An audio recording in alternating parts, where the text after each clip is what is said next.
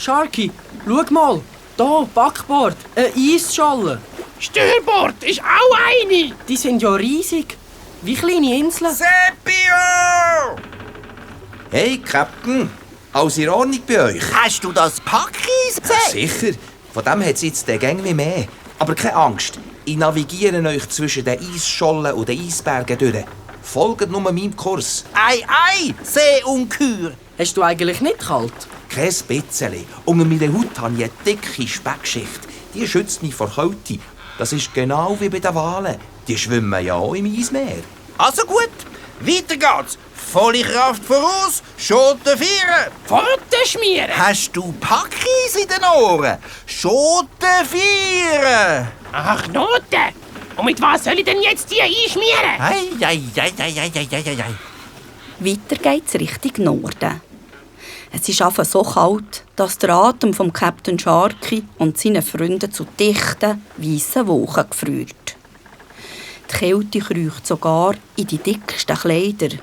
Und darum gehen der Sharky, der Michi, der Ratte, der Coco und der Fips abwechslungsweise unter Deck und wärmen sich in der Kombüse am Heizofen auf. Eisschollen und Eisberge ziehen dicht am Captain Sharky und seiner Mannschaft vorbei. Die Fahrerinnen, die der Sepio durchführt, wird immer enger. Plötzlich ruft die Ratte vom Ausguck. Packeis voraus! Mist nochmal!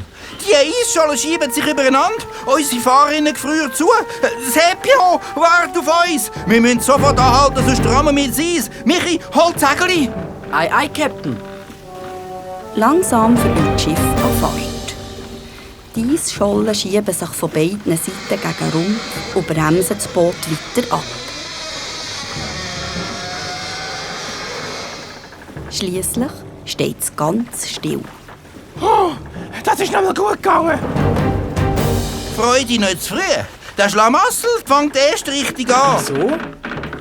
Die Eismasse drückt immer stärker gegen den Rumpf.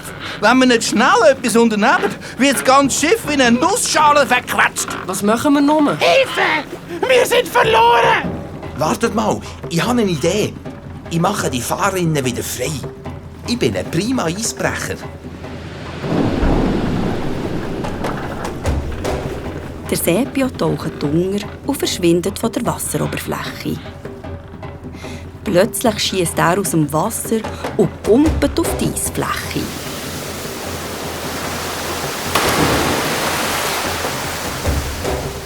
Das Eis knarzt und knirscht unter seinem Gewicht.